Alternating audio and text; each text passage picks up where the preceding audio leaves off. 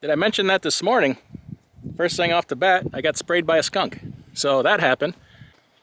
So earlier in the video, I made the comment that if I broke down a mile away from the house at night, I would sleep in the tractor overnight rather than get out and walk so I didn't get eaten by a wolf. Let me tell you why I'm not really joking about that. Hey guys, I hope everybody out there is enjoying their weekend. Maybe you're out fishing, having fun, camping with the family. Just want to show you what I was doing for the weekend, and to me it's just as fun as any of those things. We're out here working the land. It's spring time on the farm and there's no place I'd rather be. This is a good time for me. So I'm running this Case 7230. I think it's about 210, 215 horse. And the Sunflower 21 foot plow or disc. We upgraded this year from the John Deere. Back out of the wind here. We had a 19 foot John Deere, and this thing, because it's heavier, it really cuts the ground a lot better. So I started about 4:30 this morning.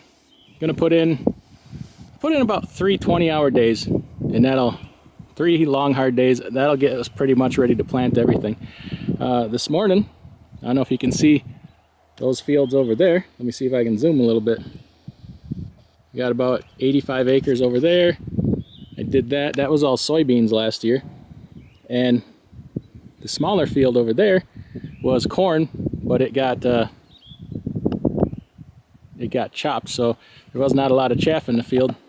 But here, this field was corn, but it was combine, so they spread all the stalks back on the field. So this field I'm probably gonna have to do 2, maybe 3 times to get her chopped up all nice. Here you can see what the ground looks like before, and then just after. It's going to take a few passes to chop all this up. I mentioned that this morning. First thing off the bat, I got sprayed by a skunk. So that happened. Coming out into the field, kicked up a skunk out of the ditch, and before he waddled his fat butt off, he decided to spray the tractor. So that's a nice smell that you want to, be around for 2-3 days. But at least he didn't get me. Windows were closed. But this is what I grew up doing, and to do it every now and then brings back a lot of memories, although it's very different now. We didn't have any tractors with cabs on them, so you could be pretty much insured of a heat stroke, because it took days longer because the equipment was much smaller.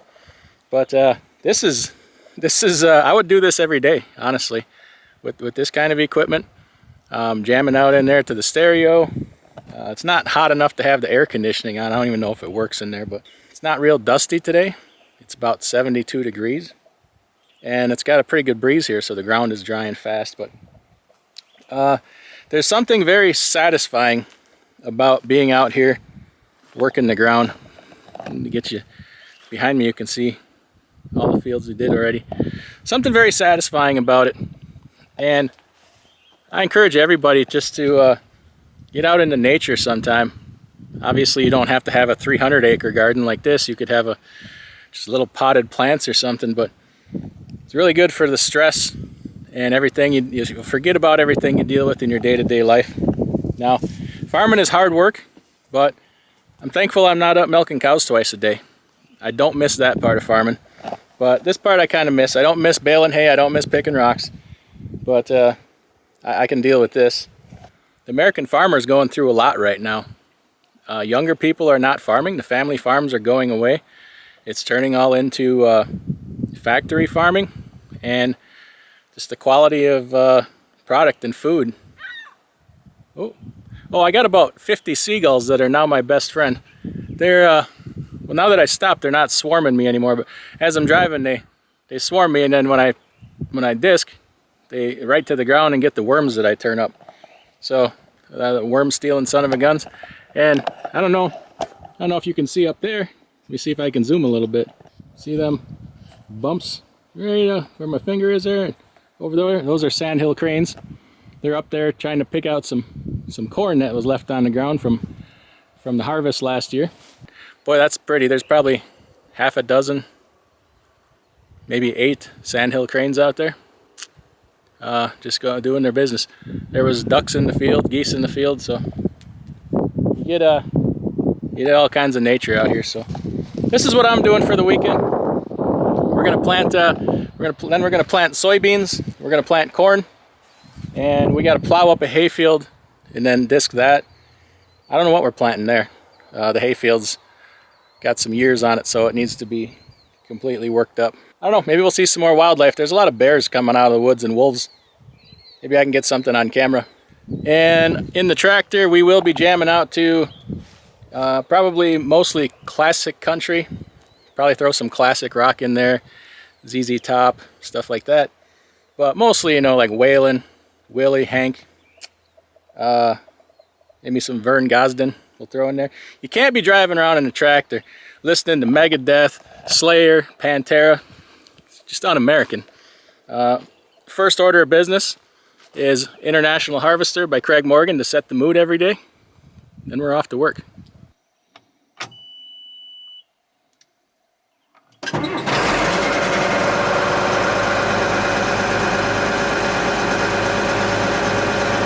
time to go to work.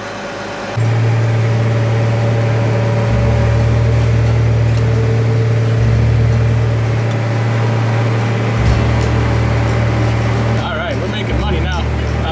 Did I mention that I just about buried the tractor belly deep in the mud a little bit ago? The field I was working down yonder, it didn't look as wet as it was, but boy, I hit a wet spot and she sank. Lifted the disc out of the ground, got myself out. A few feet later, proceeded to bury it. And I was able to rock back and forth and get out without having to go get the other tractor and get pulled out. But it was pretty close. Here's what it looks like behind me.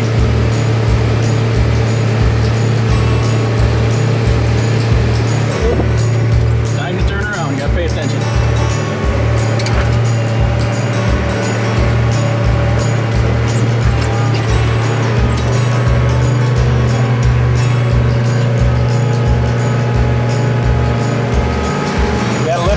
Lift the disc out of the ground when we turn around, or the power will pull it to pieces.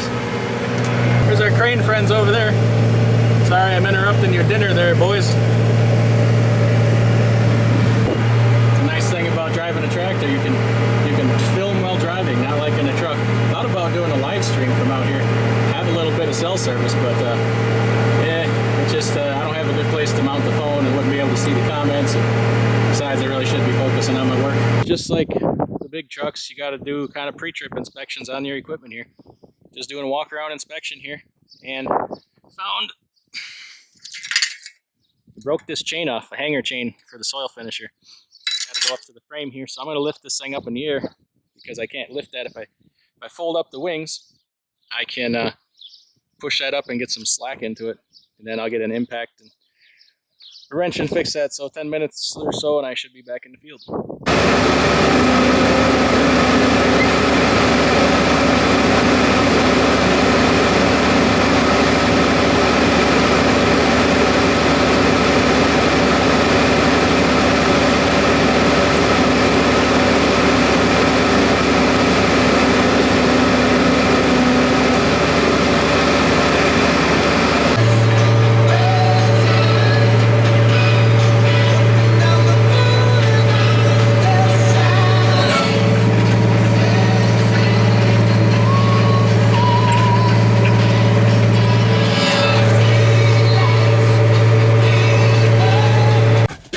Well, I've come back for more, day 2.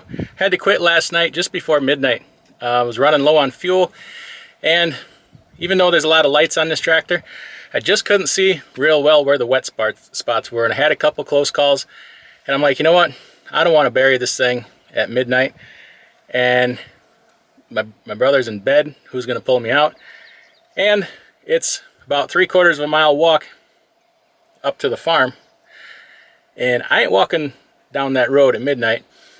I can about guarantee you I wouldn't make it. I'm pretty sure I saw a wolf coming out of the woods last night when I went up. It wasn't a coyote.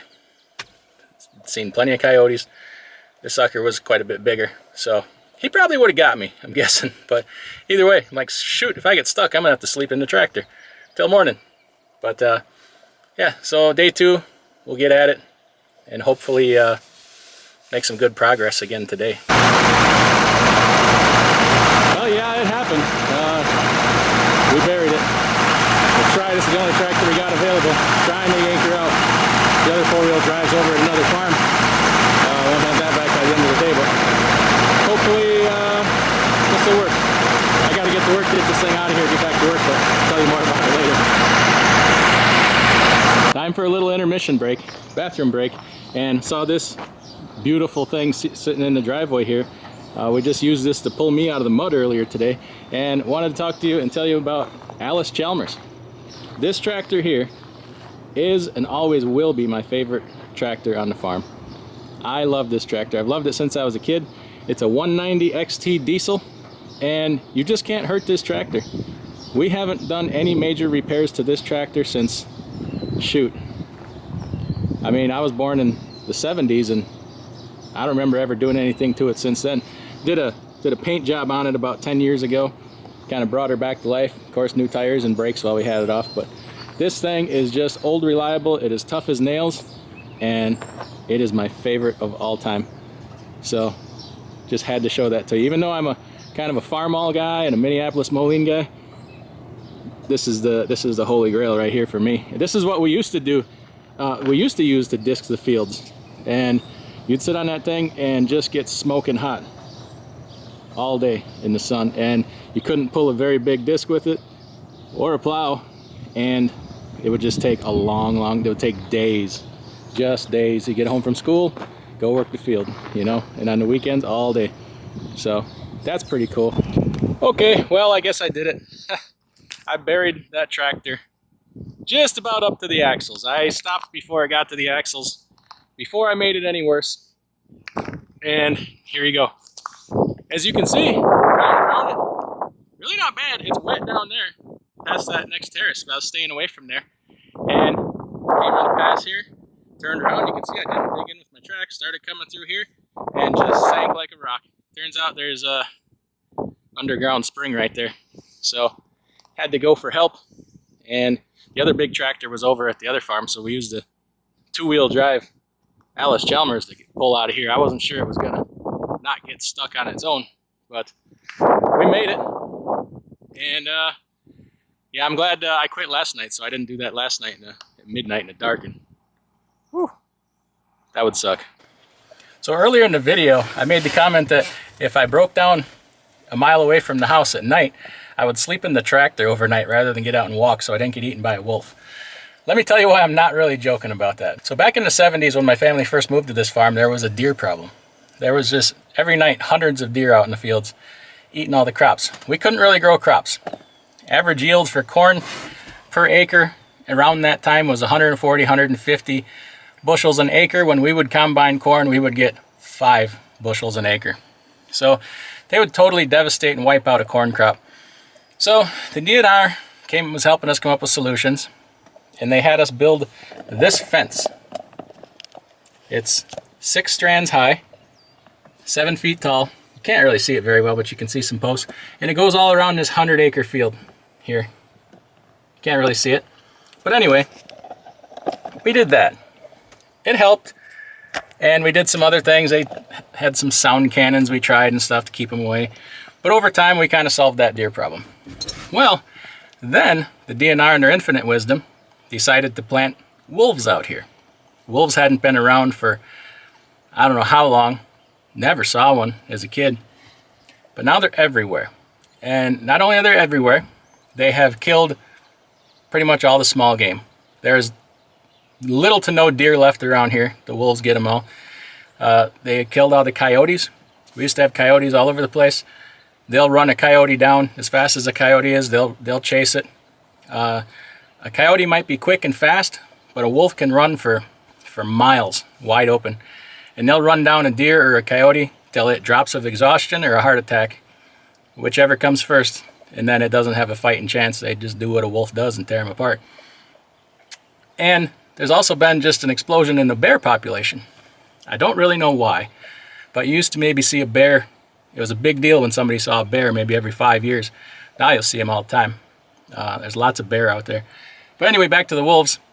They are now harassing cattle. They'll get in and mess with people's cattle. They're losing their fear of humans because there's nothing you can do to them. You can't shoot them. They're protected. You don't dare mess with them.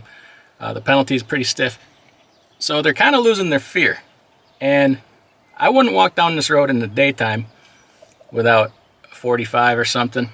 And at nighttime, hell no. You'd be nothing but a freaking tasty treat. And the thing about wolves, they say when you see one of them, there's 3 or 4 more that you don't see. And by the time you see one, they got you surrounded. So I ain't messing with that. There's no way you get me to do that. So I would definitely sleep in the tractor overnight before I went walking down a mile-long road, putting myself out there for wolf bait, because, you know, I've never timed it, but I'm pretty sure I can't outrun a wolf. So anyway, I wanted to tell that story here because it sounded pretty ridiculous what I said, but it's actually kind of the truth. We're going to start planting here with this John Deere 12-row corn planter. It's a 7200, and we got 15 bags of corn seed here. This 15 bags of corn seed is about 3,500 bucks, and that was on sale at a volume discount. So we got to be real careful with it and not spill it all over the ground. And I'm going to get him started planting here with this. It's another case. That's a 7120, right? Yep. 7120. How many horses is that other one? 195. 195, I guess, is the one I'm using, and then this one will go at 160. 160 horse. So start planting here, and I'm going to go back and finish disking. Go back and get stuck in the mud again. Shut up.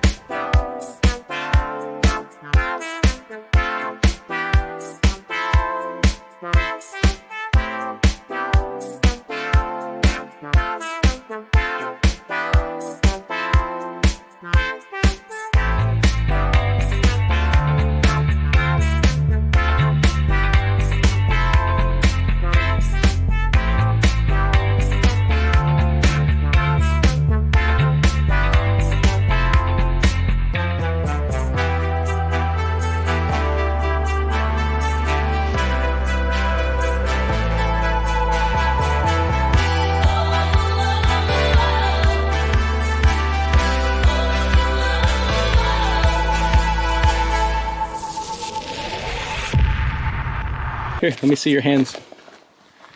Put your hand out like that. That's what the hands look like of somebody who works for a living. Don't ever pick a fight with somebody, one who has hands that look like that or have cauliflower ears.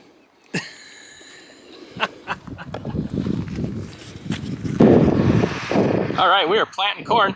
This is the field I worked yesterday first, about 40 acres. It wraps around this building here. That's where I kicked up the skunk that sprayed me, down in that grassy part there. But this will be the last of the corn, and then we're switching to soybeans. So when we get the planter back to the house, we'll be switching the plates inside over to soybean plates. Start planting soybeans, so I'm going to get back over there and get that ground worked. So you probably heard him giving me grief about getting the tractor stuck. That was the first time I ever got it stuck so bad I couldn't get out. But that's my brother, by the way. So now you guys met my one brother. This is his. Does this alone. Milks 60 cows twice a day, and all this farm work. So that's probably the hardest working man I know, or I've ever met, right there. So don't tell him I said something nice about him. All right, back to work. You can see all the standing water in that field, just in that low spot in the corner. The whole field kind of drains this way, and it wasn't just getting any drier. So that's all tiled, underground tile, because this is really wet ground. And I came over here, and here's where the drain tile comes out. There was no water coming out of there. Freaking beavers or muskrats or something were dragging sticks up in that drain. You can see some teeth in that pipe. That's to keep the critters out. But somehow they got up in there and they dammed it up. So just went in there with a pry bar and pried out all the brush and the sticks, and it just came rushing out. So it's going to take a couple days for that to catch up, and that field should really start to dry out. Then you can see the hay field here where the hay is darker green. She's really wet. So maybe that'll help me from burying that tractor again. But I'll be done by the time done and out of here and back to trucking before that dries up. I've had to hang it up a little bit early on day 2. It's about 20 after 9, and I was hoping to go till like midnight, 1 a.m. But just found out I got to go trucking tomorrow. Boy, the mosquitoes got freaking bad all of a sudden. Got to go trucking tomorrow, so I need to get home and get some rest so I don't crash or get tired driving. But it's been a great couple days. The theme for this year was wet. Everything was much wetter than we'd like it to be to start field work, but this whole week is supposed to be hot and sunny with no rain, so that'll help a great deal. And for the couple days I was here, I was able to get a lot done, more than previous years. That upgraded disc really did help, and we're able to pull it with the bigger tractor, and no breakdowns, other than getting stuck that one time, and that's not really a breakdown. So that really helps. Got a lot done. Really all that's left to do is plant and then plow one field and finish that one. So I feel pretty good about where I'm leaving it for my brother to finish up. But yeah, it's nice to be able to do this. It's nice to get to do it, not to have to do it, I guess. It's nice to be able to not have to do it. Like milking cow. See, we're a small farm and a dairy farm, so we're not cash cropping. All those crops we grow go to feed the cattle. So we don't have big equipment, expensive equipment like your Welker Farms or Larson Farms or Cole the Corn Star. But you know what? Most people don't. Most people are smaller farms and have smaller equipment, and that's just how you get it done. You make the best of it, and you do what you can with what you have, because there's not a lot of money in it. You're lucky if there's any money in it. So, well, it's back to trucking content until probably the fall harvest. Maybe I'll swing out here this summer, see how he's doing with the crops, and see if he planted everything in a straight line. The last time I planted beans, apparently I can't drive a straight line, and boy, did I catch a bunch of crap for that. So I can't wait to come back, and hopefully his rows are crooked and I can give him a whole bunch of crap for it. But anyway, thanks for hanging in there for the ride, and we will see you sometime this week.